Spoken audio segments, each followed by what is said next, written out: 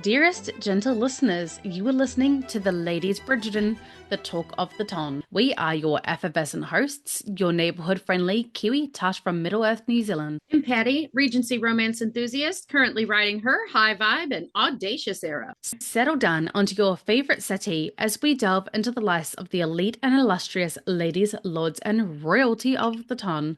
This Bridgerton podcast is two friends talking romance, symbolism, Easter eggs, and I'm so tired that it's deep diving into the connections of our favourite characters. We cover both book, TV series, and nodal social media, and therefore will contain spoilers. You're so tired that really you're like, honey, just the tip. Just the tip, and that's too much.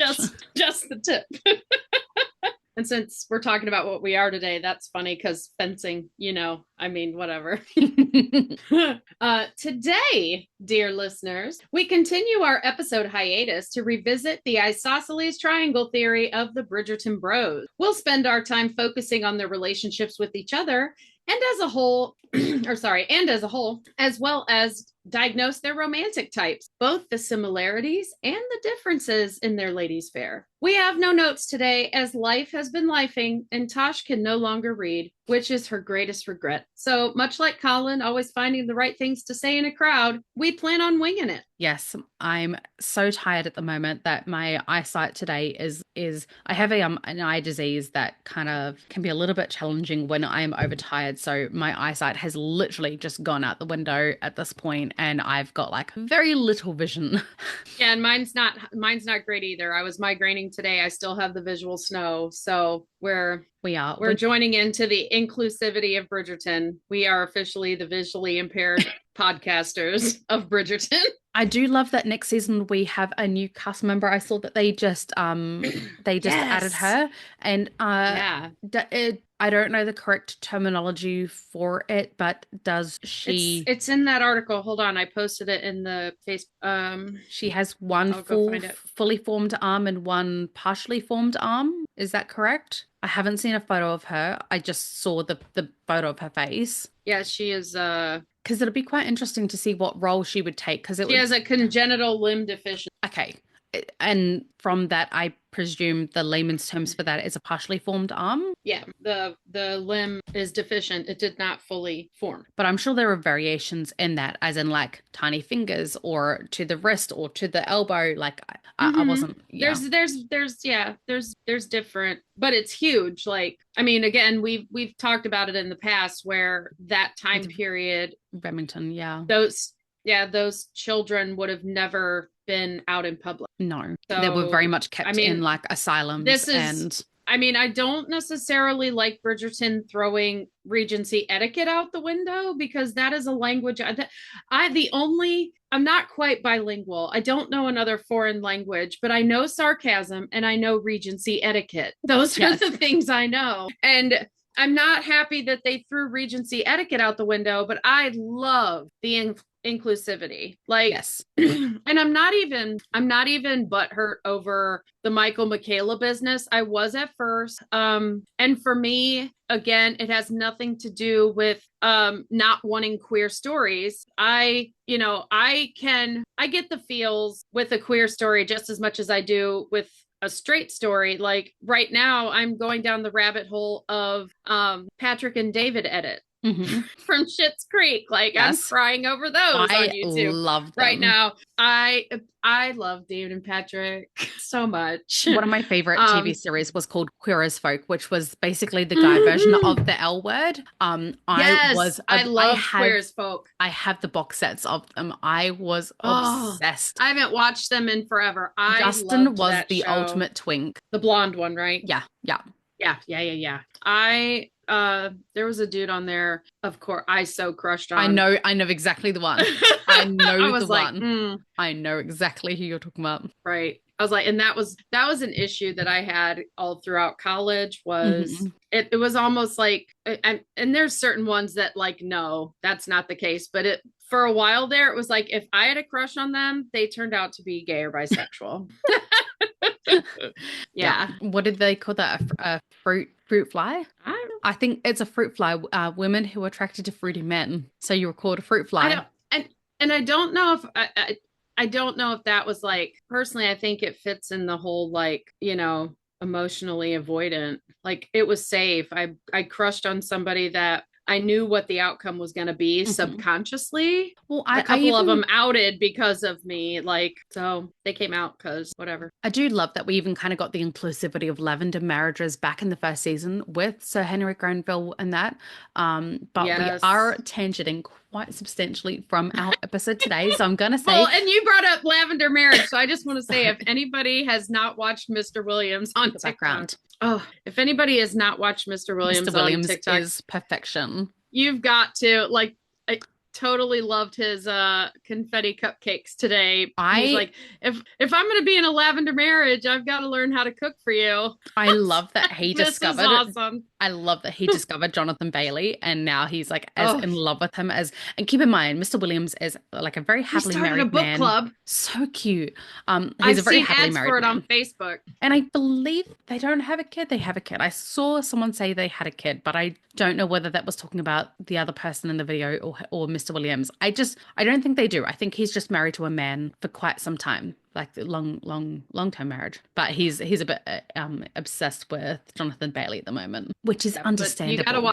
you gotta find his content about lavender marriages because of, how America's going right now. So Hmm. they're really good. I love them. They're Now we must make haste into today's episode because I am so keen to talk about our Bridgerton Bros.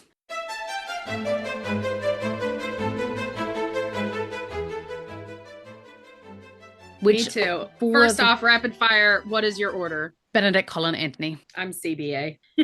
I know you Colin, are. Benedict, Anthony. I know you Anthony are. is dead last.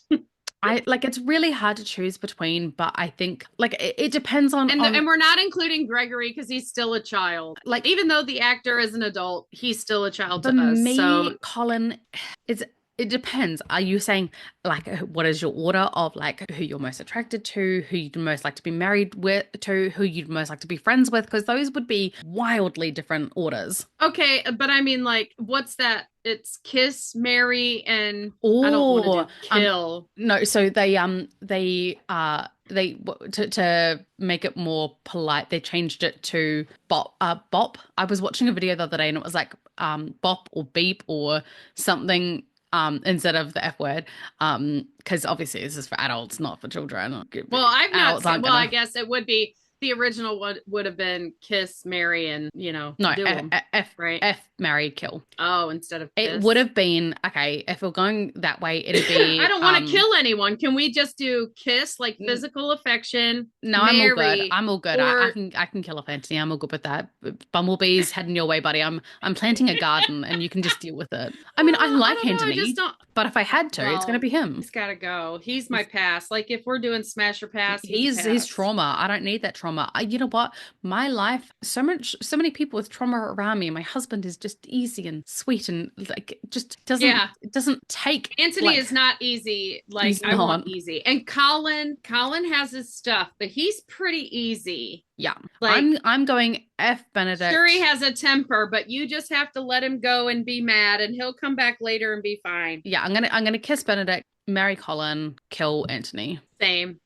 Because it's different. Yeah, like I feel like And Colin, I'm only kissing Benedict because I feel they like didn't use Colin the right kind of protection back then. I feel like Colin would be a better husband after the fact. It's just getting to that communication. There's going to be a little more, there's going to be some more blips on the road to get there, but once you're there, it's going to be like real smooth sailing. But with Benedict, Yeah. it would definitely be more of a fun marriage, but it's going to be a little bit more exhausting. And with Anthony, too much brooding. Like even in the books, after him and Kate were married, he was always like Yes. off in a corner brooding. Okay, I've got to go do my paperwork now. Like he was a party pooper. He was a martyr. He's a martyr to that To the title cause. Yeah. so much. Yeah. And yeah, I Colin became my favorite after he was married, and then I went back and reread after that. But yes, as a husband, he's the best husband because even Benedict, I mean, you don't see hide nor hair of him too much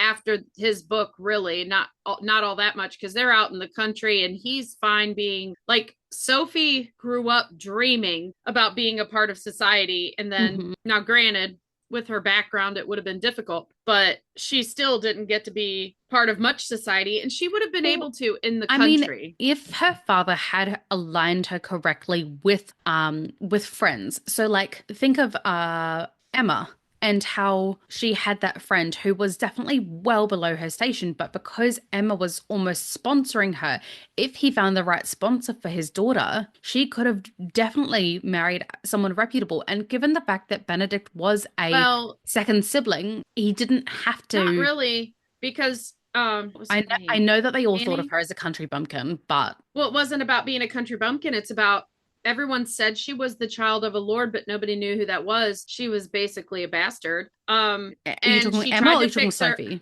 Emma, and she tried to fix her up with the Reverend, and he was like, how could you even think I would marry below my station? And he had to have been like a second or third son to be a clergyman. Like, he wasn't even a lord, but he was condescending, and her true match was the farmer, was Mr. Yeah. Martin. Yeah. So that's Mm, kind of, if Sophie would have been aligned Was it with a family or sponsored, her best match was it would have Harriet? been like Harriet. Yeah. Harriet Smith? Yes. Harriet. It's been a minute. And I, with Jane Austen, I character did names run not know together because it she was uses, I did not know it was Toni Collette. yeah, She looked wildly different back then. she was super young. Well, because obviously, I Tony remember is like a Emma super was, famous I mean, because she's a super famous Australian actress, so I should have picked up on that. yeah, so Sophie got her dude in the book. I mean, she did. Benedict as a second son was way above what she would have Well, even yeah. gotten if she was in the ton. But I mean, what I'm saying is it's like it could have been done in a way that it wasn't so scandalous. If Araminta had actually done right by her, it still would have been scandalous, but not as, because she still could have been part of the ton. If he would have adopted her out to another family in the ton and paid for her upkeep, where Yes. they would have gotten to, because she came as a young, so Yes. she could have been the ward of someone. It could have been just like they passed off Sophie as being the ward to Yes. him. Yeah.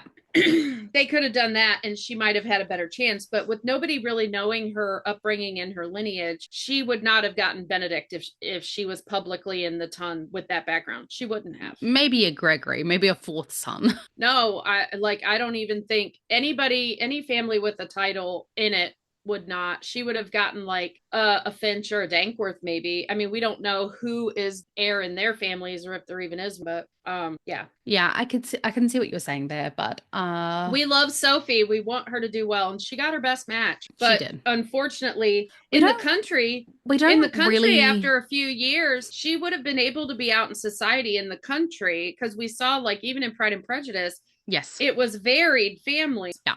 And there were a lot of local merchants and Yeah, stuff that they were did part say it of was mixed society. families of It was, mixed yeah, titles in the countryside. yeah, varied company. I don't think the country people really cared about titles so much. I think it was just No, you're my neighbor, like because most of the people in the country lost our access to our those our benefits. Yeah. outcasts. Yeah. So, but I just don't get the vibe that they went out that much, like that I'm they st did any of that. I'm still really curious as to how Lord Marcus Anderson came to be in the country as basically like a prince They of his have own to address name. that. They have to address that for all of us who do know what it means to be a country gentleman Because in it the was world. also an arranged marriage, so it wasn't as if like he married for love and it was scandalous, so they moved to the country. That would have made a lot more Right. sense if they'd done it that way. And I actually kind of wish Unless they that, moved to the country because of her getting sick and he just stayed out there. yeah, that's possible. It'll Because a be, lot of families, when somebody got sick, like even Jane Austen herself, like mhm. she She got moved to sick. Bath. She got sick for several years, and she needed the sea air, so they moved to Bath, and they lived there Yeah. until for the rest of her life, or almost the rest of her life. I think they moved No, no, back I'm for a pretty couple of sure she months died in before she Bath. died. I looked it up Yeah. when I was looking up the timeline of Penelope and Jane Austen because Someone was trying to Maybe do she the, just went to visit a sibling, but she stayed for like several months and went yeah. back. And then they also did Because that in I Little read up Women. on all of that with Mansfield Park, because when the movie Mansfield Park came out, it was a big deal. Like they followed the book, but they also incorporated a lot of Jane Austen's actual letters to her siblings in the script. Can you And that was remind awesome. me which movie? I watched it very recently, and it had Dakota Johnson, and it was in this realm of books. And they also go Persuasion. Persuasion. It's Thank on you. Netflix, and Yes. it's the worst version of Persuasion ever. I Dakota really Johnson. dislike breaking the fourth wall. It makes me uncomfortable somehow. Well, there's a lot of issues with that. Go on YouTube. There's a lot of analyses of why that Persuasion is terrible. I mean, I loved oh, I can't remember his name, the man that she was originally going to get engaged to. Wentworth? Yes, I loved Yeah. that actor. Yeah. My favorite Persuasion had his name Wentworth. He was like super tall. I love him as an actor. And that was what I'm talking about right now. Oh my God. Oh, I'm gonna have to Alex this afternoon. Sorry, I'm also still doing emailing and phone calls. How do I'm you say that name? Ciaran? Ciaran? Ciaran Hines? Kieran. Kieran? Yeah. That's my favorite Persuasion. I'm pretty sure it's Kieran. I think it's Gaelic. Of Ceiran. Well, it's Ciaran, but it's probably Kieran. C I It's got all the apostrophes above letters, so it's Yeah, definitely Irish. it is Irish. It's the Gaelic. Kieran. Okay. I Kieran. love him. Yeah. And he was the best Wentworth ever. The best. Anyways, got to get back to task here. What task? Yeah, we're both struggling today, folks. Yeah. So, Bridgerton Bros. Okay, Bridgerton Bros. who are we gonna start off with? Like, obviously, we've got Anthony at the spearhead, and I think he, even amongst his brothers, feels isolated in the way that, yes, he relies on Benedict in some regards, but I think Begrudgingly, though. begrudgingly until the third season where he realizes that actually he is dependable. Benedict Like, did a good job. I think people all see Benedict as the class clown, and that because of that he's got that persona about him that he is nothing but the class clown, and they can't see past that with him, even though he is intelligent, he is hardworking, he will get the job done.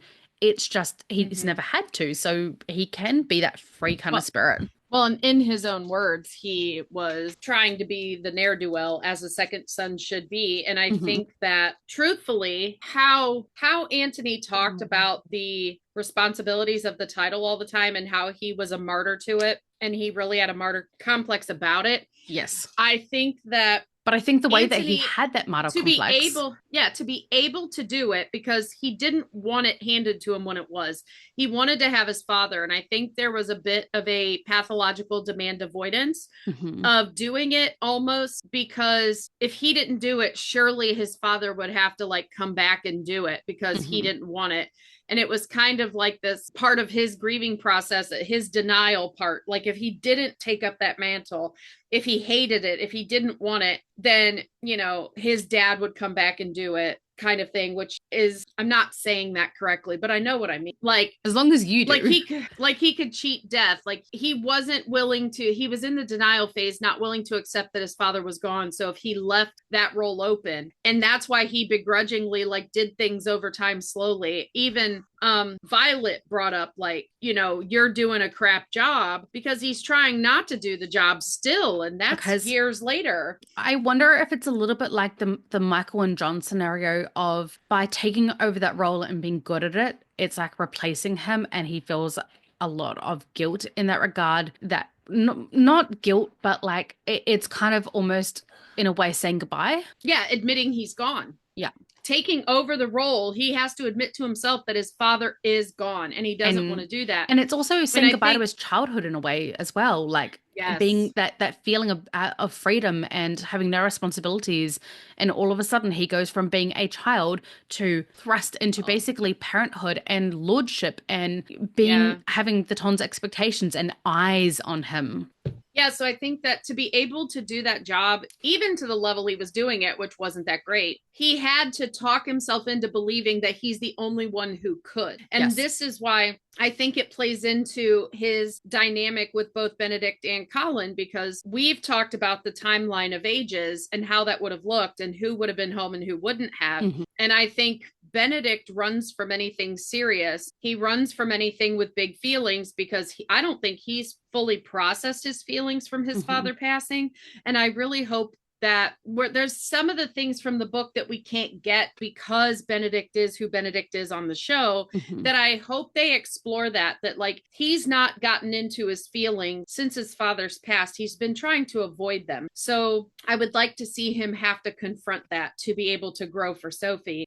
So Antony has always looked at him like, oh my God, you're the one who has to take over if I don't do this. Like, I'm literally the only person that can do it. I can't trust you. You're not going to buckle down. You're not going to be serious. Mm-hmm. But then the reason he and Colin are so antagonistic and he's condescending, kind of doing the same thing, is because Colin at 12 years old kind of did an okay job with the family. Now, I don't think he had any control of the money at 12. No. But I think he helped with the kids. He helped with what was going on at home, him and Daphne both. We can see from season 3 that Gregory, like, and I mean, a lot of people can be skeptical about the fact that Colin took over, but look what happened. Antony wasn't available. Benedict wasn't available. Colin refused to come downstairs, so Violet had to literally rely on Gregory to be the man of the house, to be there to chaperone. There had to be a man in that room. Yeah, there had to be a man in that room. And I mean, Portia doesn't, but that's because Portia doesn't follow any societal rules, whereas Violet still follows the rules of the ton, and she still likes to keep things rather proper because they come from a respectable family. Well, after Lord Featherington passes away, there's really not too much company that comes to the house. No. Finch comes to the house, but he is with parents. No, but for Lord Debling. I know, but for Lord Debling she wasn't expecting. And at this point, with him showing up to call on Penelope, it is such an anomaly. And she thought it was so weird that she chose to call her other daughters to the house and wait for them. She could, like, she doesn't see Penelope as somebody she has to protect until Colin calls her out and says she's the most eligible of the bunch. And then she's all of a sudden all over business. Like, I don't think there was no male available. Portia had to do what she had to do, and she was not going to say no to Debling. No. So she just had to make do with what she had, and what she had was she had to make do, and she believed, like, I think she thought that Penelope was trying to pull one over on her. What confused me is that she did not call upon Finch or Dankworth to come with their wives to at least give some sort of pretense of a male. Because nobody views them as men. I know, but nobody. Still. And it makes me so angry. Like, that's even the one thing that bothers me. Like, I love Colin Bridgerton as a character, but not identifying, at least Finch, not identifying Finch as a male relative really bothers me. Because Finch is a gem. If you had to choose between one of the brothers to represent, like, let's say your daughter's on the ton and you need one of them to chaperone, who are you choosing? Colin. No. That's not an option. Finch or Danky? Oh, out of Finch or Dank? Finch. I do not view, like, I think I do not view Dankworth as a man. Danky's gonna judge by visuals. Finchy's going to go by emotions. And I mean, I would hope one of them would consider how the man would support the woman, because they couldn't work back then. But I don't think either of them are that savvy. No. And I think Portia knew that. And if somebody would have said that, like, if somebody they could have just written a line, like you just said, like, Dankworth's going to worry if they're pretty. Yeah. Finch is going to worry if they're kind. Yes. Nobody's going to care if they have money. So they cannot, because they don't. The male. Yeah. So, everybody would view it as an ego thing, but it wouldn't be. They just don't think of it like that. Yeah, going back to Antony, I think that the way that he martyrs himself actually puts a big barrier between him and his brothers because he is Mm-hmm. constantly underestimating them. And I think they feel Yes. that. I think both of them have this, I think that that Colin is so he passive aggressive about it. He definitely feels it. I think they Bungled both have nuptials. yeah, I think they both have an absolute not chip on their shoulders. Like they both have a lot of issues, like self-image issues because of their brother. Mm-hmm. And the fact that he doesn't trust them. Like realistically, out of Benedict and Colin, if I had to choose one of them to be the responsible one that was able to take over the family, I'd be choosing Colin. Like, and Colin. it's funny Mm-hmm. because he's the one that Anthony relies on the least, but he's actually the most level-headed, the least impulsive. He knows what needs to be done. He is He's good with honorable. his money. He's kind to his family. He has a lot of love for his family. Mm-hmm. Whereas Benedict, I absolutely adore him, and I think he does a great job. And I think he knows how to knuckle down when he needs to, but it's not something that comes firsthand to him. I think that he Right. is quite impulsive and wherever the wind blows him sort of a vibe. But I think that he Yeah, is I think literally he that way wants to because of avoid his birth order. serious. He wants to be unserious. He Yeah, he believes the second son is supposed to be unserious, and he is taking up that mantle yeah, hardcore. And that is why Colin and Anthony are so antagonistic with each other, because Colin at 12, I mean, imagine being a 12-year-old boy yeah, and kind of taking over as head of the household because your two brothers are off at school. They are not at home. They are away at school yeah. I because they think were boarding Colin schools. was You thrust did into the not thick live of at it. home. Yeah. And so there were decisions that had to be made that he made. Were they monetary? Probably not. But his mother was completely absent. She was going through a depression. Yeah. He and Daphne were making decisions for the littles. And there was still, even younger than them, Francesca and Eloise, Yes. that, and themselves getting an education like And their even though governesses and all that stuff. There were decisions that he was making that Anthony thought his mother would be making, but not realizing just how absent she was until he came home. Because mm, when we see them have that conversation, you can tell it's been months that she's been like this. So when Anthony finally steps into the role when he's done with school and more than likely condescends to Colin because he does it all the time, that creates some resentment. Like, hey, dude, I did this. Did I handle the books? No. They had a solicitor, I'm sure, mm, that handled the money. But I kept this family afloat. I made sure Hyacinth got fed. I did all this stuff. Like, they would have probably gotten a wet nurse if she was that depressed and not really seeing the babies all that much. So, and I mean, a lot of times they got wet nurses anyway, but I don't think I because when you breastfeed, it actually releases the it releases serotonin in your body. I think that's the only like connection and bits of joy that she had in her life. yeah, but in the conversation she had with Anthony, he's like, do you want to have dinner with the children? And she had just said that she had just been in to see the children, and it came off to me like she only saw them once a day. It kind of That's a not little bit enough to like feed.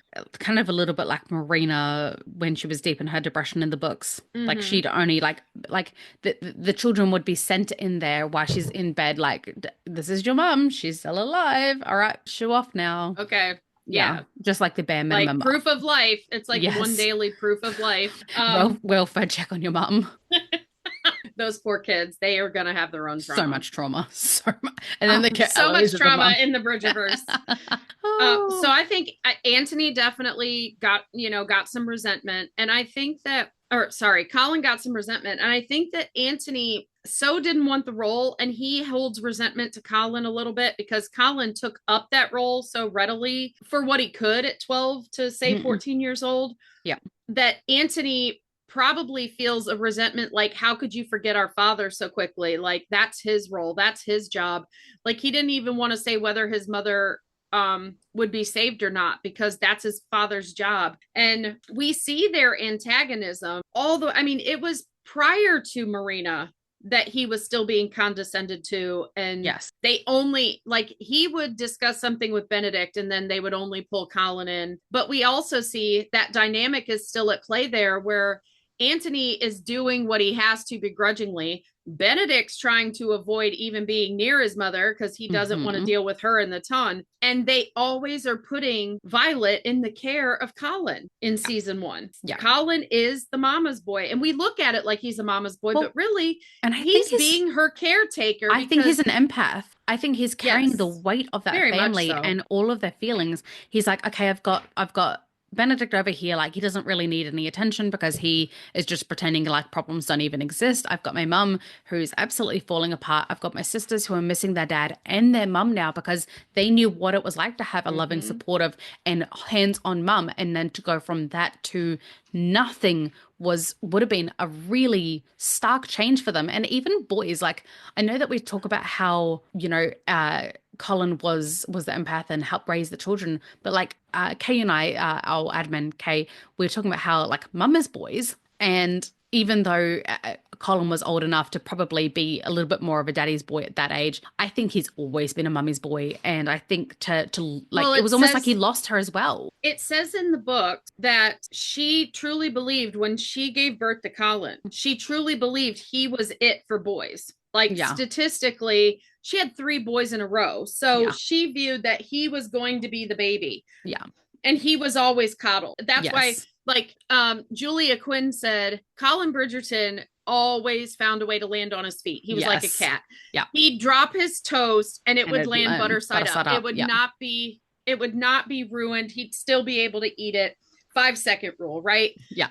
Colin is a charmed child. And it's because when he was born, his mother believed this is going to be my last boy.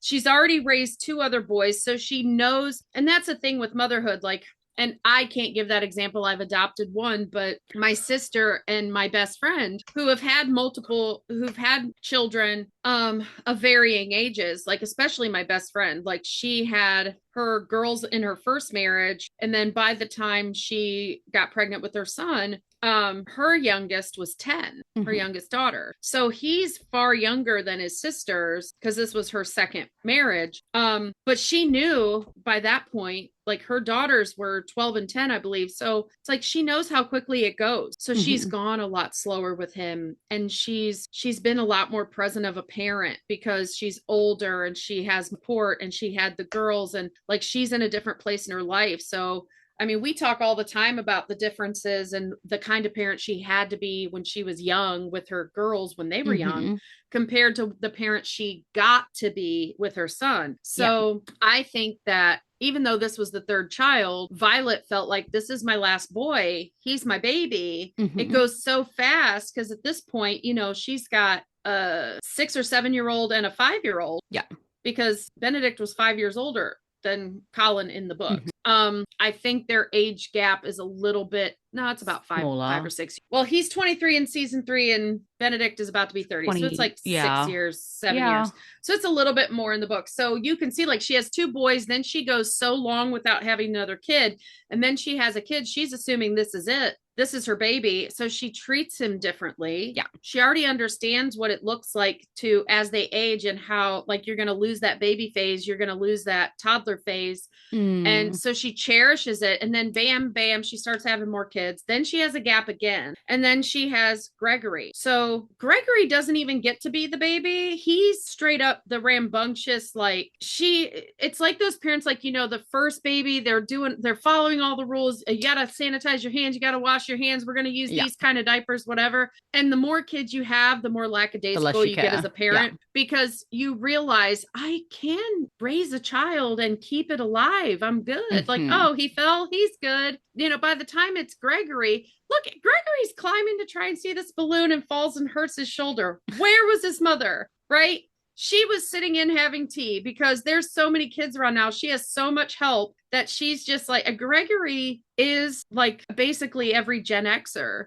Like Yeah. he probably goes off and spends most of Forgotten. his day by himself. Him and Mhm. Hyacinth both, and that's why that you're always seeing them chasing after each other because they've linked to each other, and but they get to pretty much do whatever they want because they're the real babies. But Colin was coddled, Well, I think they've and almost been forgotten because, like, at this age, they are mostly being taken care of by their governess, and they're just yeah, kind of there for like meal times and for like card games and family time, but they're not in the thick of it like the older siblings who are all on the marriage mart or helping in the marriage mart or like in the ton or and doing the and things.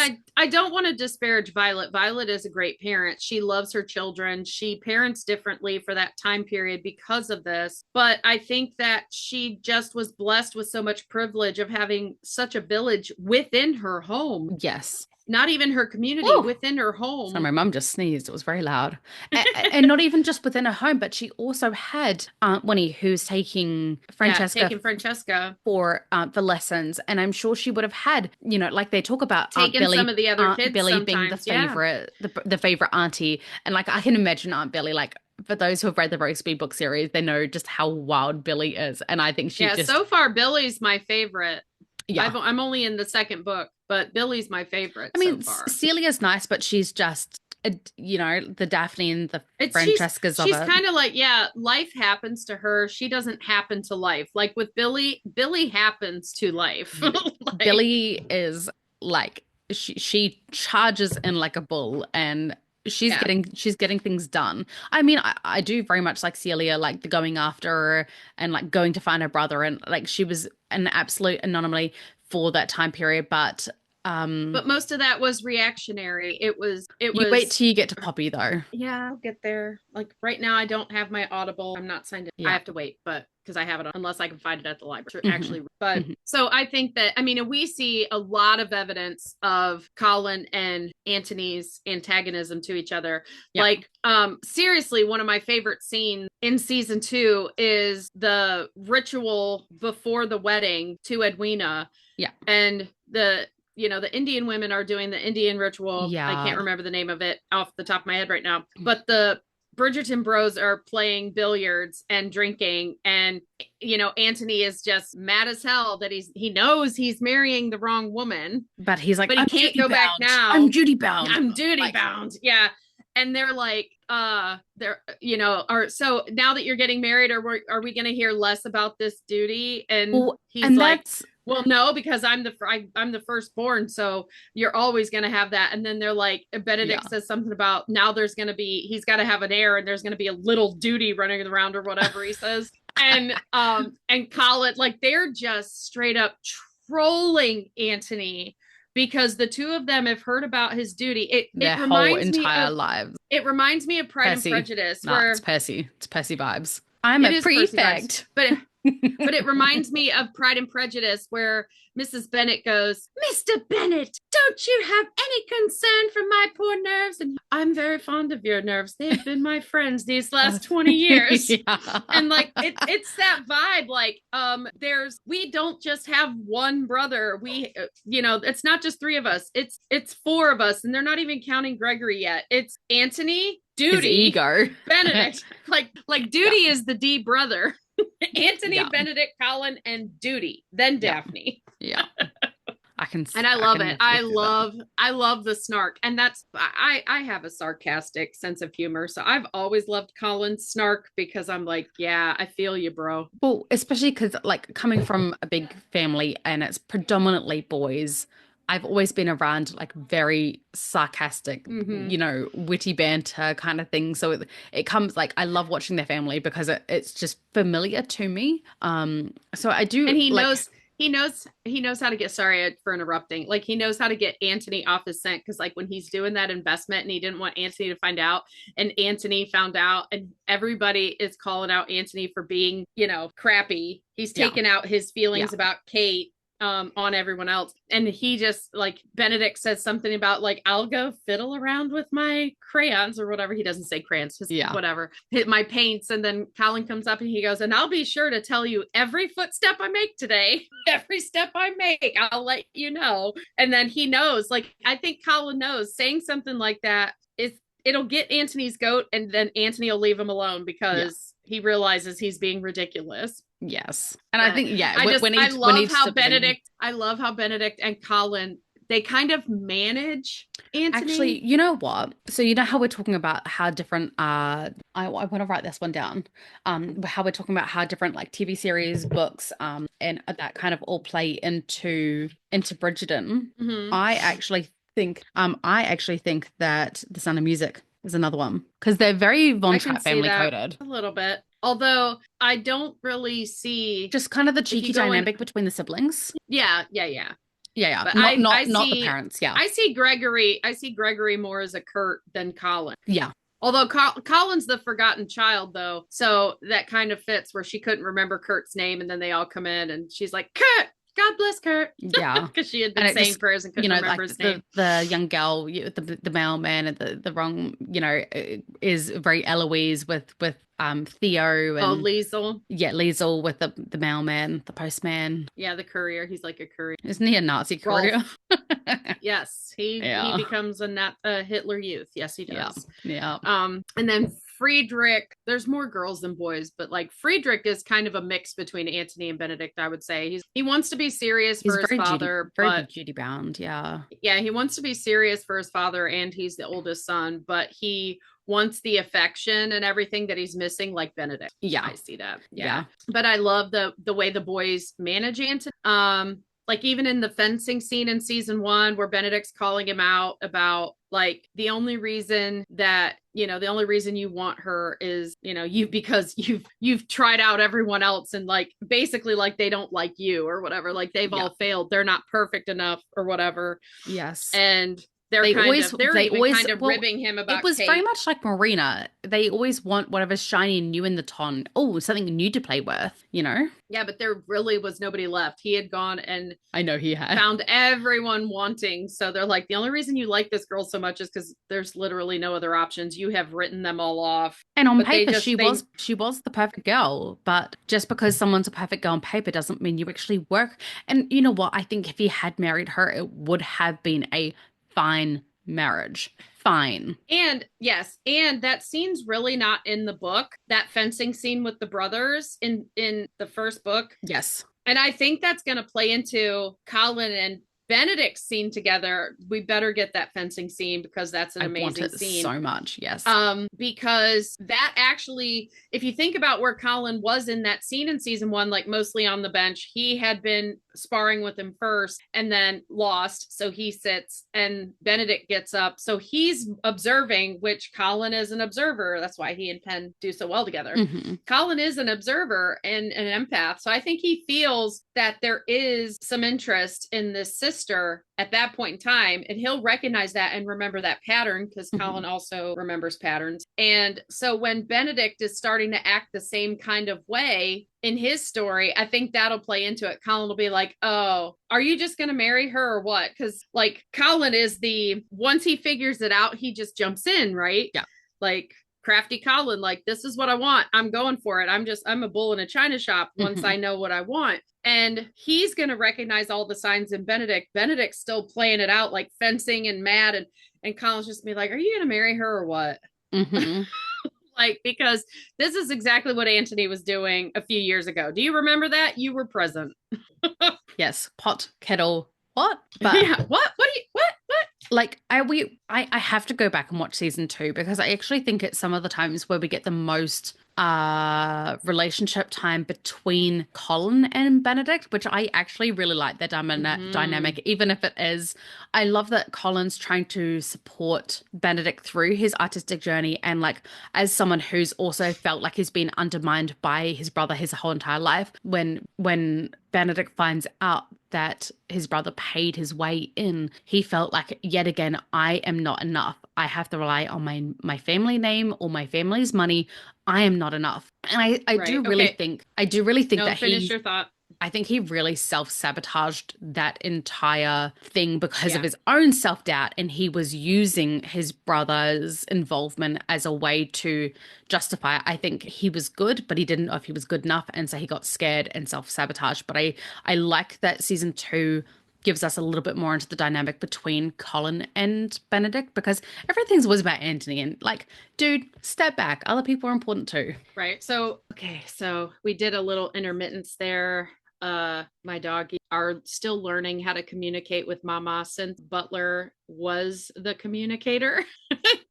So when Daisy actually makes noise, I know I'm at the where it's got to happen. Like right now, she's definitely like I mean, my two, they'd never needed to communicate with me about going to the bathroom. Butler was very much Anthony in that respect, where he took care of everyone. He made sure everybody got their needs met.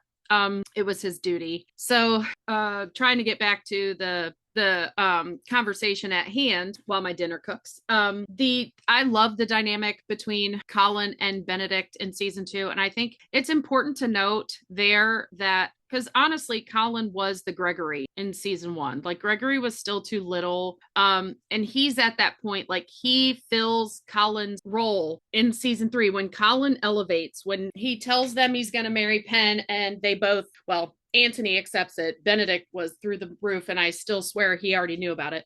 And he elevated to full on peer-to-peer Bridgerton Bro. Gregory took his place of being the 2 younger brother that couldn't join in with all the revelry, if you know what I mean. Like it's now 3 adult brothers and Gregory's just not quite.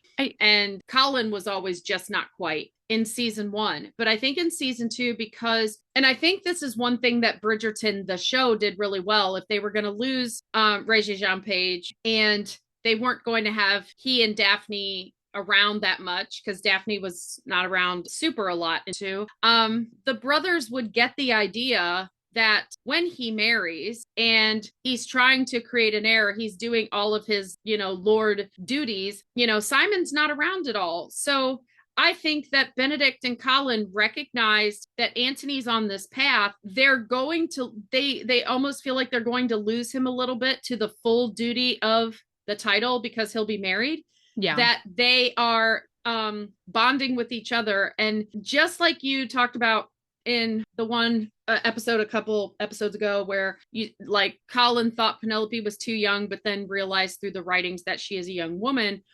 I think Benedict in season 2, as they started talking, like he was very surprised by Colin. Like I don't think he expected Colin to get into opiate, if you know what I mean. And they very much bonded like, a high school brother with a college I think Marina brother. was the catalyst of making them realize. I don't think Benedict didn't. No. Benedict didn't register Marina at all. No. I'm not saying there's more to it. I think that Marina was the catalyst because he had this little dalliance with Marina and they were like, well, you're still a kid. And then, it all ended, it blew up in his face. And I think it's how he kind of handled himself after the fact of, okay, I'm going to go away. I'm going to travel. I'm going to see the world. I'm going to learn some things. And he comes back season 3 and they're like, oh, you grew up. Like, when did this happen? Yeah. And it kind of, very I think different. Marina was the catalyst of it, not because of Marina, if that makes sense. Oh, yeah. Marina was Colin's catalyst to, not so much to grow. I don't think there was too much growing between season 1 and season 2, much like Luke Newton said. It was an interview with him and the other Luke, and he said that he wanted people to believe that his first round of travel meant he had grown up. And I think that's why he did dabble in the opiates and he brought that stuff home and he introduced Benedict to it and whatever, because he wanted Benedict to see him as grown up. He knew Benedict was the partier. But I also think they gravitated toward each other because they saw Anthony living out his purpose, being the Lord, and they both were never going to have that, truthfully, because now that Anthony's getting married, his number one goal is to have an heir, which means it's not going to matter for Benedict to be the second. So I think that played into him and Colin bonding. They're both brothers that are never going to hold the title now because he's getting married and he's going to produce an heir. And from interviews, it sounds like everyone's coming back with children, not child, not baby. Both Jonathan Bailey and Luke Newton have said the babies, the children, not child, plural. Well, if we get the 2-year time jump, that would make complete sense, because Anthony and Kate had in the books had what, 3 or 4,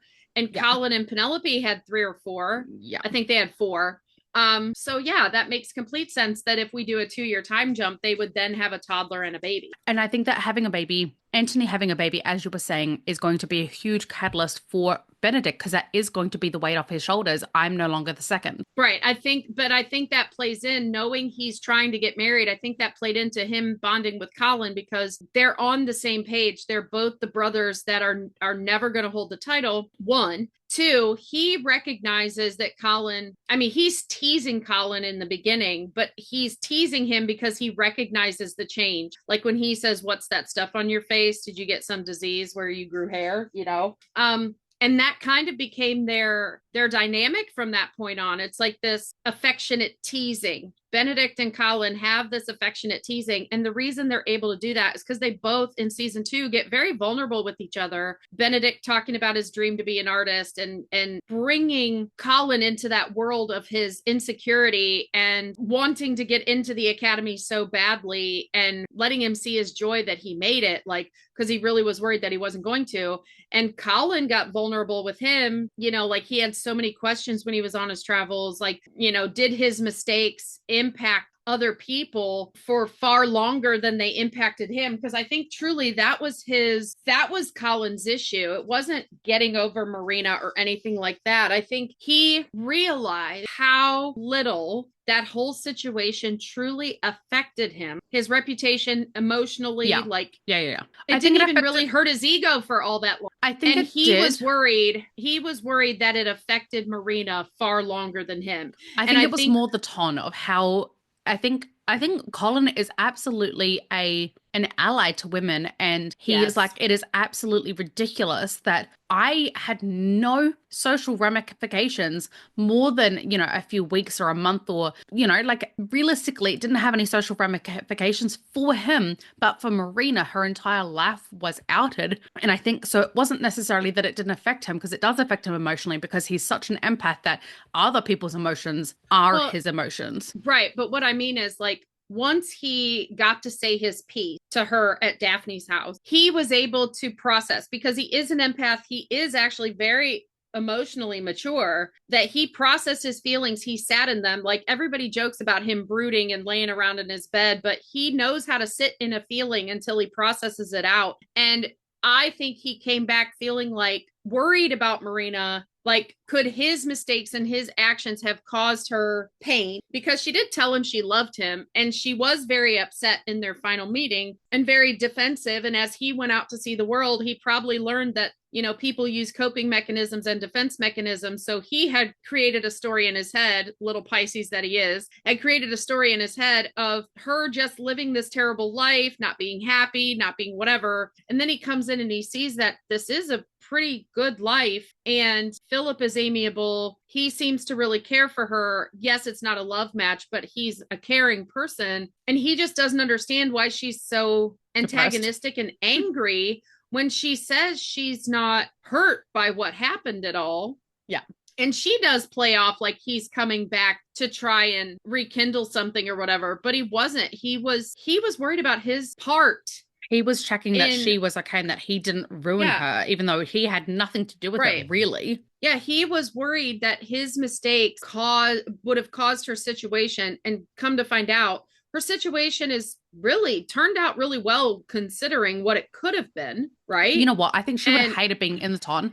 I think that her being married off to Philip, she would have actually been way happier than in the long run with Colin. Oh, for sure. For sure. Because regardless of, yes, the whole marriage thing ended with Colin, but regardless of that, there would have come a point in time where she would have, especially with Colin and having the resources and being Daphne's sister-in-law, she would have looked for George, and she would have found out that he died, and she still would have felt like she betrayed him because she betrayed her own feelings, because she believed he didn't love her, because Portia led her to believe that. I still think she would have gone into the depression, and she still would have. That it would have played out differently with the two of them had George still been alive, but if the original letter was real and that he just... One moment. Sorry, everyone. Today is going to be a day of interruptions as I was working this morning, so we are recording a little bit later than we typically do, and my little man is home and wanting mummy's attention.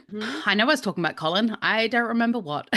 We were still on Colin and Benedict. I thought we were on Colin and Marina. Well, we were, but I think that a sense of duty has been drilled. Oh, that was my point. Was yeah, if he felt a sense of duty to her. If George had abandoned her and she realized that that love was not what she originally thought it was, would she have actually given Colin an emotional chance? I don't think she would have. I think she thought he was nice enough, but young enough to be stupid enough to fall for her. Not that she genuinely cared about him. It was just a convenience. Yeah. Well, I also think she wouldn't have given him a chance because I think the reason that she chose Colin Bridgerton is because deep, deep down, he would be he was malleable and manipulatable. But I also think she felt like if George ever showed back up, she'd be able to get out of it because Colin is so young and he's a Bridgerton, and it wouldn't affect Colin in the end. She was only thinking about herself. Because the Bridgertons were all about love, and she knows that he would never stand in the way of love. Mm-hmm. But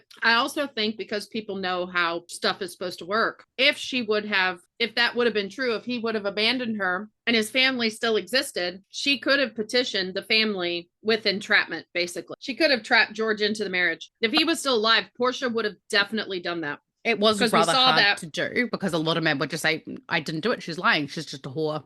And that would be believable. But the thing is Sir Philip was the Lord, and Sir Philip had such a sense of duty that he would have made George marry her. He would have had enough. He would have asked around. He would have had enough evidence. George was the older. He was the one supposed to take the title. It was only because he died that Philip got it. Well, if they follow the Marina story from the books, they didn't honestly say that in the show. Yeah, so Sir Philip was the younger brother, and it was only because it was really unusual. I'm pretty sure he died. Well, no, they did because Penelope said he was didn't she say he was a first son, or did she say he was a second? I think she said he was a first son, but he would have never been in the military if he was a first son. He wouldn't have. In the books, he was a first son and he went in the military, and it was really unheard of, and the father was really unhappy about it. But I think it was his way of escaping his duty because he didn't want it. He just felt really close to the cause, whatever the cause was at that point in time. It was a war in France. Yeah, Napoleon. Because remember, we know that Colin wouldn't have gotten around to 17 cities because there was a war going on. Napoleon. Yeah. Napoleon was running rampant, all 4 foot nothing of him. Short man syndrome, if there ever was one. Yeah. So I do wonder how that dynamic would have played in. But going back to Colin and Benedict, I think that if she would have been abandoned, if she would have been truly abandoned and it would have been true and she would have found out a way that it was true. Well, no, she believed it was true up until Whistledown came out. So all that part would have still happened. So the after part, the only thing that's different after is that I think she would have played into if he had truly abandoned her and he was not alive and her and Daphne had done everything they'd done and it got found out that he really did abandon her, I think Daphne, being a duchess, would have gotten Simon involved and would have made him marry her. Yeah, I can actually definitely see that happening. And it still wouldn't be her getting with Colin at all. But if she did get with Colin, let's say she got with Colin, Colin said, no, I'll still marry you, got with her, and then she found out that George had died and she felt betrayed, we would have had the same storyline, and Colin and Penelope would have just gotten married later because ultimately that's his ultimate match, but he had a sense of duty. There's no one. And I think Penelope would have moved on while they were married. Penelope would have attempted to move on, or, well, truthfully, I think she would have dived even more into her isolation. Yeah. But I think she would have detached from him, and we still would have had the same dynamic where he lost communication with her, even though he's with Marina. Like, I think they would have had this heart-wrenching, like, always being in the drawing room together, and this, like, it would have been tragical, like in Anne with an E, where she goes, my tragical romance. Like, they would be sitting across from dining tables together, sitting in a drawing room together, both having feelings for each other, kind of knowing they both have feelings for each other. I think it would have become obvious as they aged and never being able to do anything about it. And then the story would have been different in the fact that when she did pass away, instead of Philip, like, going through the mourning period and then trying to find a mother for the kids, so he needed a wife and then whatever, putting himself back out there, I think Colin and Penelope would be navigating, like, how do we get together without making it look bad? Yeah. Yeah, I can see that.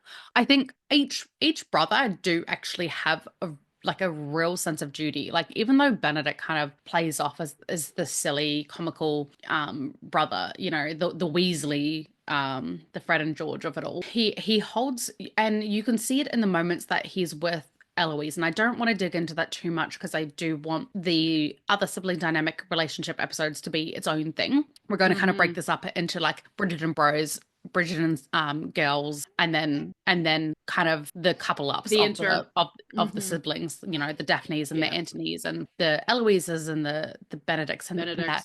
But I think and still the Colin and Penn, but that dynamic of a sibling dynamic, because I really do feel like and then the she Gregory was and adopted in. Yeah. She was adopted in kind of because yes, she was Eloise's friend, but Colin did not have a confidant sibling because Francesca was so introverted and so isolated and always going off to Aunt Winnie. So Colin needed that person, and he kind of adopted Penn. I think it was Eloise up until kind of they hit preteen, teenage. I think Eloise and Francesca didn't get close until preteen years because Daphne started studying real hard, because her duty was to marry well. Yeah. Her responsibility was placed on her differently than it was Eloise and Francesca, similar to Antony having responsibility different from Benedict and Colin. And we'll talk about that. It's their turn.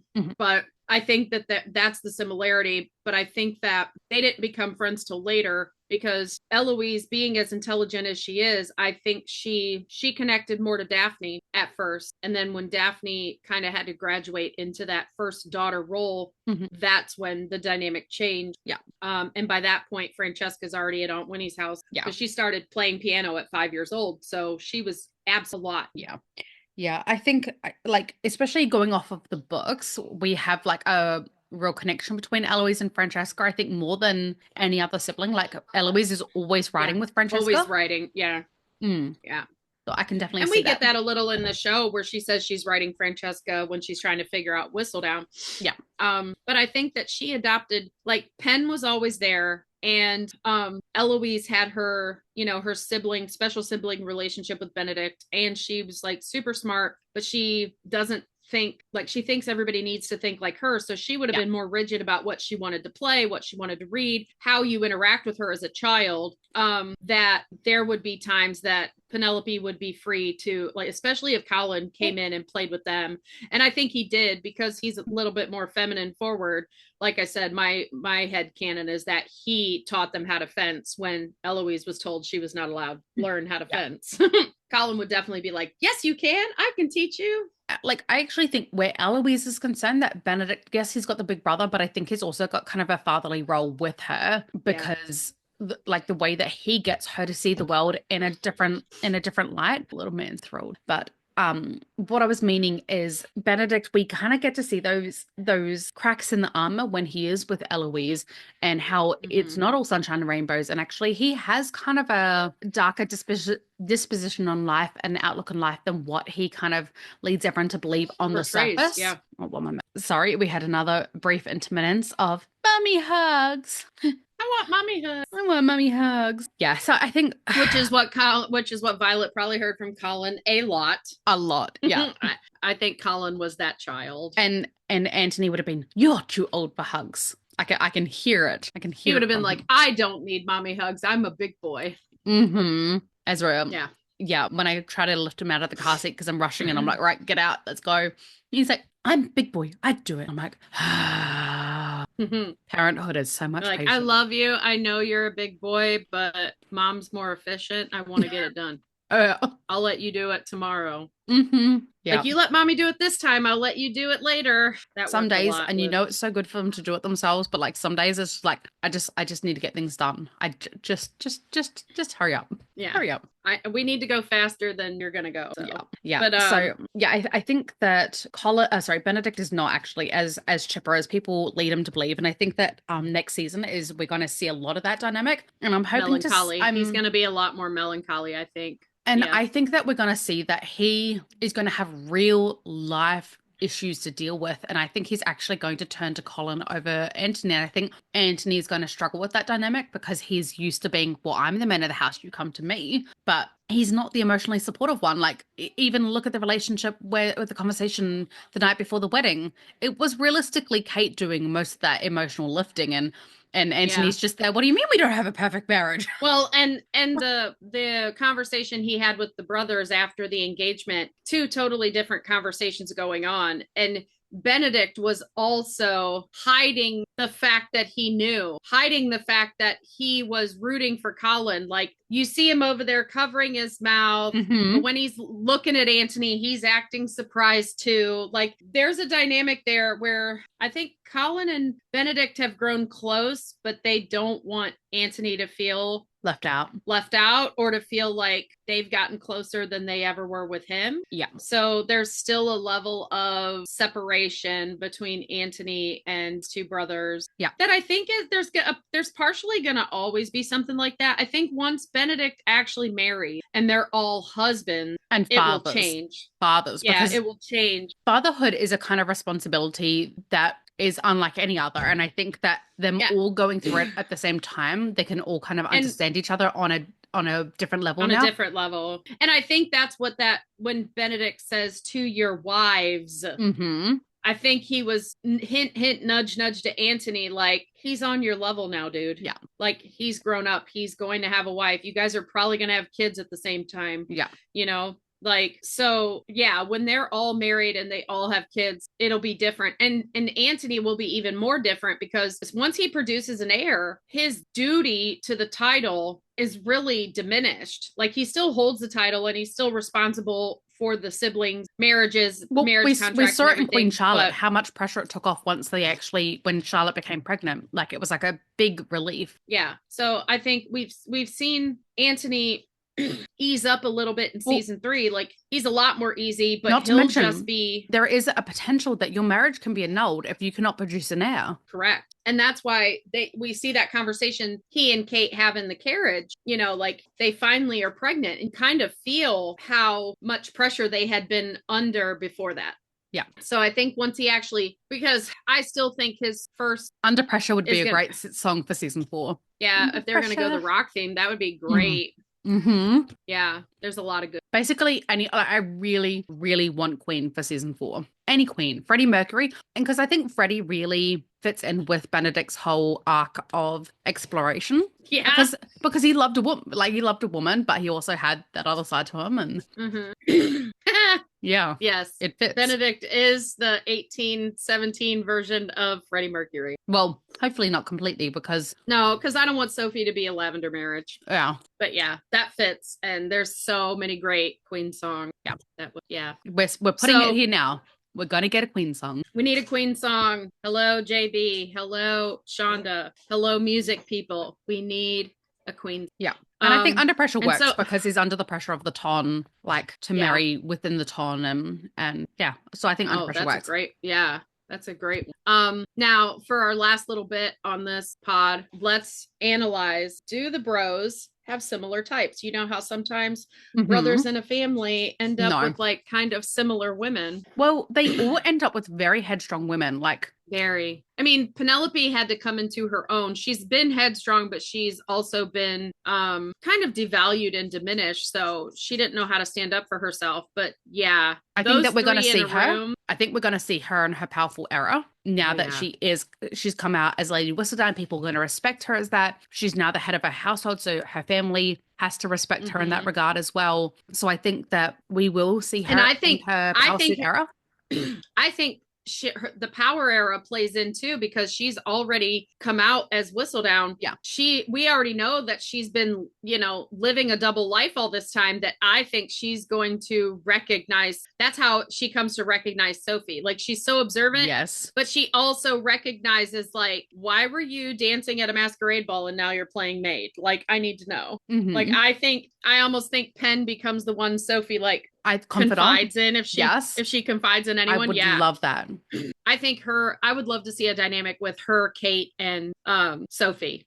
I think that would be great. Well, I think we're going to get that with that the drawing room scene where they're all having tea together and kind of gossiping. Yeah. I think it's going to be the Kate one where she's like, he's good at art. Yes, I think it's going to be Kate instead of Daphne. I think so too, because they're struggling. How do they bring Daphne back without like Simon?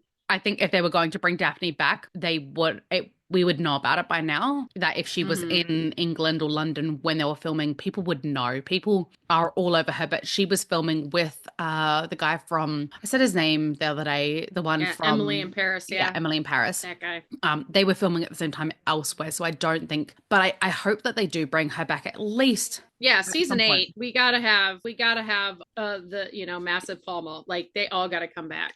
Yeah. They gotta let them all back for surely they can rope them in just for a scene or something, Yeah, their contracts, I mean, they wouldn't be a series regular. It would be a guest starring role, which is a different financial structure. Yeah. It's more doable. Yeah. And it's way easier to line up everyone's schedules just for one scene.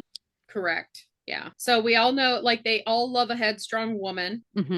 And I mean, I think their looks dynamics are varied. But I will say this, like, even though Kate and Sophie are both, from Asian countries, they still have very different look about them. Oh, dramatically. But I think like they didn't travel all that much before they found their wives, and they're like their wife kind of I think shows Sophie and Penn are actually more physically similar than Sophie and Kate, because I think Sophie and Penn both have more of a softness to their appearance, whereas for me, Kate has like I'm a bad bitch, like the flicked eyes, the cat. She has like a feline kind of presence about her. She's very angular face.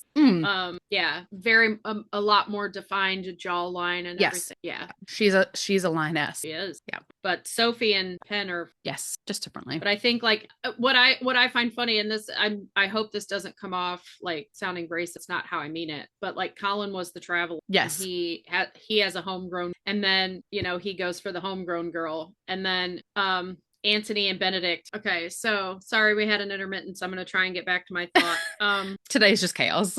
Today's chaos. We are the Pandemonium Patty and Tornado Tosh, or whatever your tea name was. I don't remember. But Typhoon. Like I said, yeah. Colin did all the traveling, but he ended up, settling down with a homegrown girl. And the other two brothers don't travel at all before they marry, and they have more exotic looking women. So I find that like they had a travel bug in them too. They just had not been able to do it, and I think that manifested in kind of like who they were attracted to and who was attracted to them, because you kind of manifest something that you want. And I believe we're going to find out that, because we know Kate hailed from India, so I think Sophie's going to hail from Korea, over there. She's Korean, right? Yeah. I'm not getting that wrong. Okay. Yeah, she is. I mean, no, I'm like, am I not? Was it North and South way back then, or was it all one? You look that up while I still talk.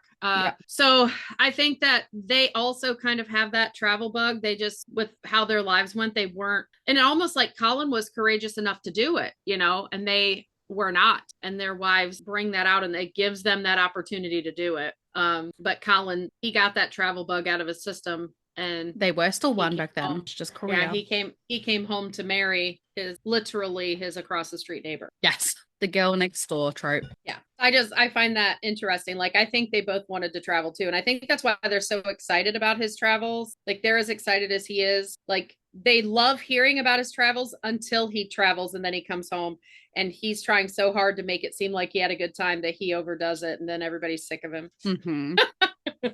I can see that. Yeah. And I think he's an external processor, and he wants to feel like he's People done something. People get very sick of you when you're an external processor.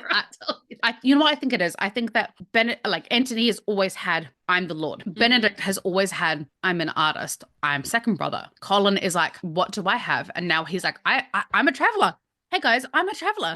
Guess what? I'm a traveler. Yeah. And it's something that I did something you didn't do. Yes. It's something that belongs to just him. But it still wasn't tangible enough for him until Penn encouraged him to write about it. Yeah. But I think like initially that was his moment, is I'm the one who travels. I have something that's mine, that's my identity, I think he has a real lack of identity. And I think all three brothers do, because I think Anthony is afraid of who he is outside of the identity of being a lord. Am I anyone else except for a Yes, I lord? think they pigeonhole themselves, Yes, and that's why and Sienna they was a thing, believe, because she yes, saw they him believe, outside of being a lord. And then we've got Benedict, who he's like, am I just second brother? Am I just the backup? Am I just the spare? You know, yeah, and then Art, that's my thing. And then we go down to the girls. Like Daphne, she always had her sense of purpose. I'm going to be the I'm gonna be a mom. Yeah, I'm going to be the one who I'm elevates gonna my marry well, sisters. and I'm gonna be a Yeah, mom. I'm going to Yeah. be the one who. That's okay. It was just an accident. Yeah, yeah. I would have helped you clean it up.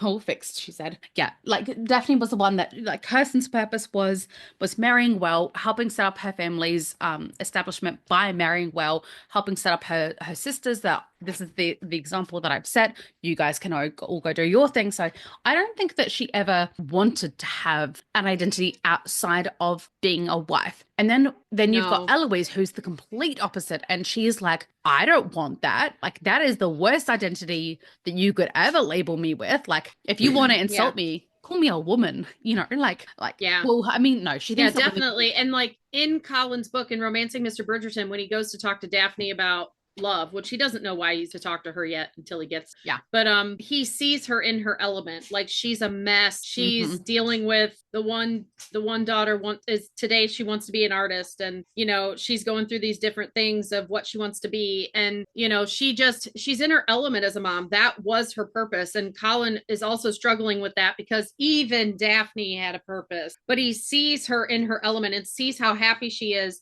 and he's equating it all to love.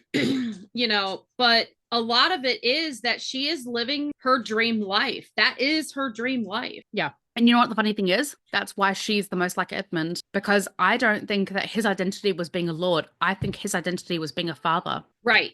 Yes. And I think that book Colin, especially, he struggled so much with his identity, who he was, what was his legacy, and all of that. And, Penelope gave him his legacy when she encouraged him to write. Hmm. And in the show, they made him like, I think they made him be more like Edmund, where he's the family man and that's going to be his legacy. He's going to be like the most amazing husband and father ever, which there's nothing wrong with that at all, because they did have to cut Daphne out when we don't get to have those scenes. But her sole purpose was motherhood. And that is why I hope they change it up for Eloise, because Eloise, He wants more. becoming content to be a mother and a wife after being so ambitious, Yeah. was a struggle for reading her book. It'd be like, So it was very 90s coded of all women could be was a mother and a wife. And we didn't even know, if we didn't want it, we didn't know that we wanted it until we had it, yeah, that exactly. And Colin was the same way in his book. Like he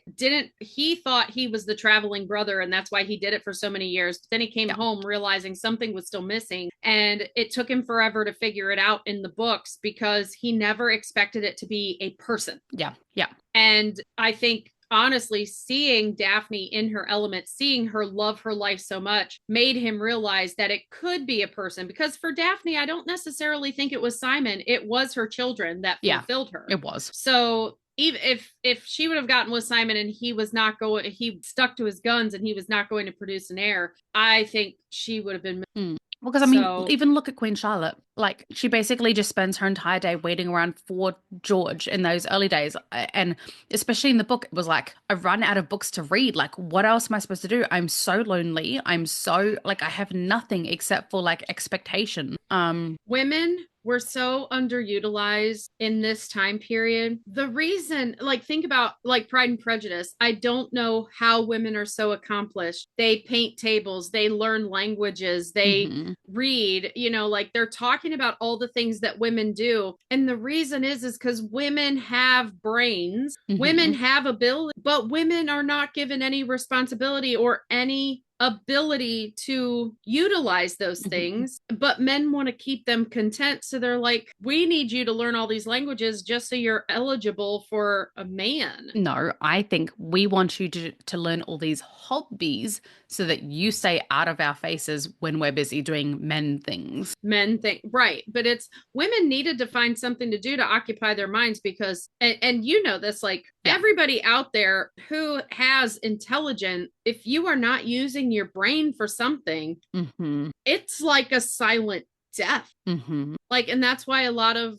I saw a TikTok that said a lot of highly intelligent people are overthinkers because we're problem solvers. And because we like to problem solve, when we don't have a problem to solve, we create a problem because our brain needs the activity. I don't create a problem to solve per se. Or you identify a problem that's not really a problem just so your brain can turn it over. Like, I love thought exercises. Like, my getting on TikTok, the whole thing that started kind of this journey with us was the fact that I wanted to explore the thought process of Colin loved Penelope from day one before seeing episodes 5 through 8. That was like, I had a burning desire.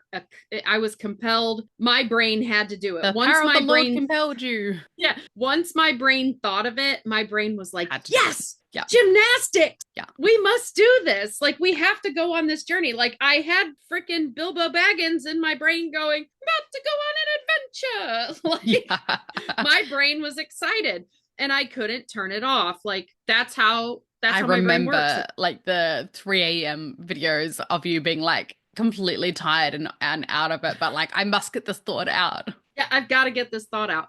And I do that like when we're talking back and forth. I'm so sorry for all the interruptions, and I try to apologize for them when I do them. But it's like my brain loves this. And I can't imagine being a woman then. I mean, I know I'm so fascinated with that time. And I've said this before that I think I lived during that time, but in a previous life. But I don't know how I wouldn't have coped. I would not have coped. I would have been.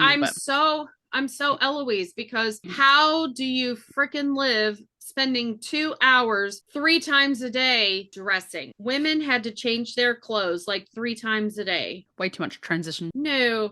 And then, like, you can't even, like, you weren't even encouraged to read. You were considered weird if you read as a female. You were not encouraged to do things out of doors necessarily. We would have been readers regardless. Short walks in a garden. Because you don't want to get masculine. You just want to just keep the chub off. Yeah, and that's still a thing today. Like, I spent so many years, trying to go on a weight loss journey where I was so afraid to do weight training because I didn't want muscle, because like that whole thought. We're damned if we do and we're damned if we don't. Well, I think that these things are put into women's heads because, I mean, we need to be kept in some kind of pigeon for ourselves. And I mean, the brothers conversation gets here, but that's because we're talking about their love interests. Like, I think that they chose women that could not be pigeonholed. Kate, nor Sophie, nor Penelope.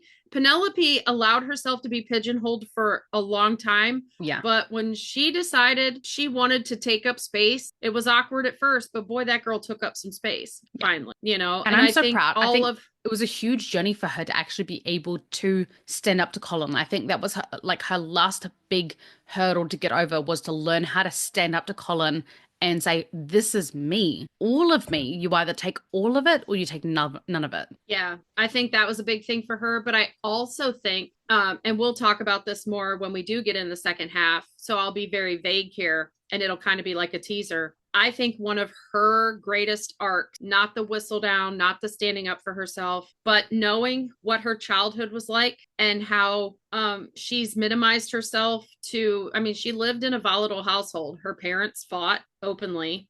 There was animosity toward each other that was visible. So I think that her greatest arc is being patient, allowing Colin to be mad, and having the faith and the knowledge that no matter how mad he was, he still loved her. And that she wasn't sure how they would come around on the other side, but she knew she was willing to love him through that and let him be mad, because I think she spent a lot of years at first being very mousy and, accepting a lot of the animosity that was directed towards her. She did start getting snarky. I mean, she was always kind of snarky. She was always passive aggressive, kind of like Colin was with Anthony. Yeah. She was like that with her sisters and her mother, but not all the time. And she took a lot of the brunt of that. And we don't really see a lot of her childhood, but you knew it was there. And you definitely knew it was there in the books. Yes. Like how they dismissed her. So I think a big arc for her in both the book and the show was having the courage to live through somebody being mad at you and understanding for the first time that it had nothing to do with her.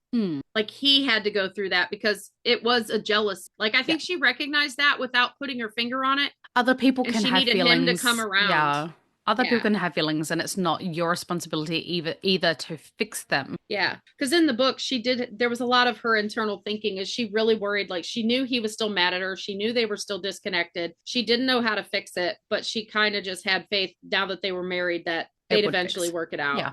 And we do see that in the show. Like she just let him be mad. That's like still one of my favorite romantic scenes because you can see she's upset that he's mad, but she has to let him be mad, and she does. She just loves him, and I love that. Like that's a big character arc for her. She doesn't try and fix it. She doesn't try and manage him because she tries to manage her mama a bunch to keep her calm down. And I think the last thing that I kind of want to touch on is like the absolute dichotomy from the first season, because I think the first season where we get our isosceles is our isosceles, our sausages, our three sausages. It is a sausage. It is a sausage. But the first time that we get the Bridgerton Bros like really in their true form is discussing the duel the next day, and that's Did the first somebody time, die? and that's the first time that you actually see the brothers like including Colin as not quite an equal, but an equal adjacent. No, they left him home to manage Daphne. Yeah. But he got to be part of the discussion, but he didn't get to go. And I know why he didn't get to go, because Anthony, they were doing something illegal. I think Benedict had Anthony, to be the second. Anthony felt like he had to leave a man in charge, and that was the closest thing to a man that he could find. That's a thought exercise. Benedict was his second. Yeah, and if something happened to Benedict, Colin was going to inherit. If they both died. Yes. That's why Colin had to be there, because. But can you imagine, like, I don't think Colin even realized that. Sorry, it's my boss. We were just on intermittence 3,474 for the day because at the moment I am still working as well. By working, I mean like I have to be available to take Fielding calls. phone calls. Yeah. So I've had a million of those from bosses and clients and random people. I don't even know. Yeah. And Ezra and dogs. We haven't been interrupted like this in a while. So. I know. This is nostalgia. I know. Well, because we've been recording on Mondays and it's been so peaceful that I think we've gotten too comfortable. Yeah. So this is going to be handling it well. It's going to be super fun to edit. Yeah. So I think what I was saying is about that relationship with Colin and Benedict and Anthony from season 1 in the duel scene, and how that is the first time that Anthony gives Colin any sort of responsibility, which kind of acknowledges him as a man, because he would have to be the man of the family. He doesn't do what Anthony says, which plays into the antagonism, Yeah. And then season 2, his whole thing was make Daphne stay home, because Anthony knew that Daphne would want to stop Which is why I think season 2 relationship with the money kind of plays in, of how he's like, well, you didn't follow. I gave you a chance. He doesn't I gave you responsibility. Colin to follow instruction. Yeah. Yes, I gave you instruction. I trusted you, and you let me down. You let your sister put herself in danger, and all the rest of it. Never mind the fact that it actually saved the day, but Anthony's never going to. Well, and that's why I think if we look at Colin and Anthony from start to finish, and how Colin just defies him all the time, because it's not his dad. Like. Yes. We didn't even hear, and we should have at some point, like, you're not my father. I had a father, right? No. You are not our father, yeah. That I think that's why we got to the point where Colin needed a signatory for large expenditures. I think that it wouldn't even be a conversation of you're not my father. It would be you're not our father. Yeah. Because I think that's so much more of a blow. You're not Edmund, because Edmund is who Anthony looked up to so much. And I actually think from the description that we have, I think that Anthony is actually far more like Edmund's father. Yes. That a little bit more. Yeah, Billy's dad. Yeah. Little kind of reserved, kind of like, he let his daughter run the place, for crying out loud. Yeah. It's very forward thinking. And that's why I think that Anthony is so attracted to Kate too. Like Hmm. she's very headstrong and she could run an estate for sure. I think that So, Edmund learned from Billy that women are capable creatures. And so when Anthony comes across Kate, I think that he was like, wow. Like I think once they finally get together, he allows her to be his true partner because he has seen from mhm. Billy that you can create like absolute miracles if you have the right partner on your side. Women aren't just there to be wed, bred, and fed, not fed, wed, bed, and Wed, bread. bed, and bread. They need Beep, fed too. I mean, beep. come on. Come on, they need fed. Yeah.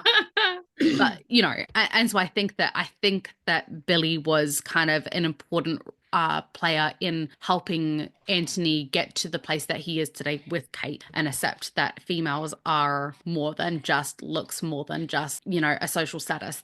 They are powerful, they are intelligent, they are capable creatures, and we are very much creatures. Mhm. We are deep, complex Yeah. So we get to see the kind of creatures relationship dynamic nonetheless. change from season one, where at the end, is that so? Which doggy was that? Seymour? It's Daisy. I Oh, don't know it's what she Daisy. wants. They have food, they have water, they've been out.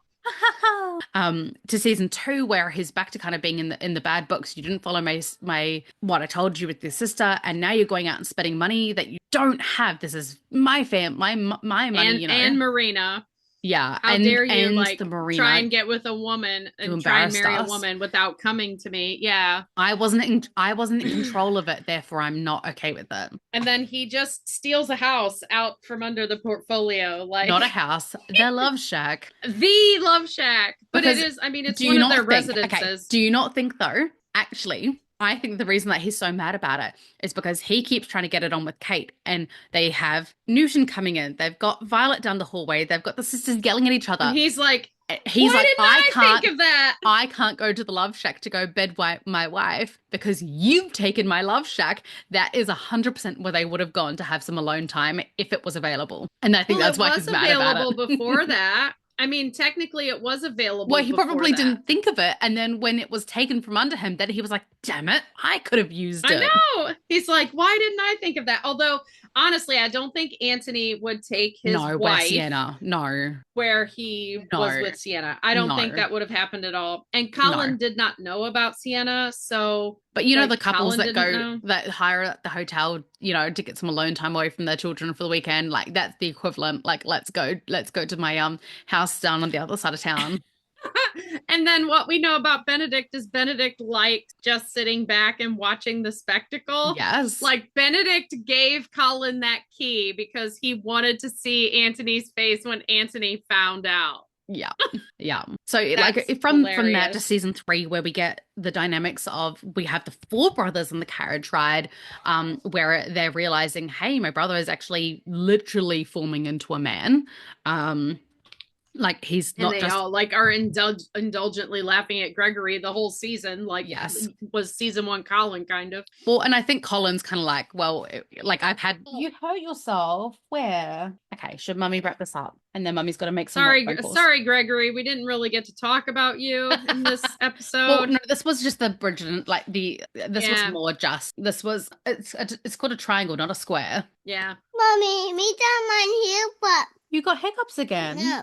Oh, okay. I would like you to say, Tell him to say thank you for What's listening this? to the musings of two mad women. Mommy, what's Okay, this can do it. thing? Ezra, can you say thank you? Thank you. You're going to read it for mummy. Thank you. Better. Thank you. Thank you for listening. Boop. So you say thank you for listening Better listen. to the musings Listen. of two mad women. Mama. You really do have the hiccups, hey?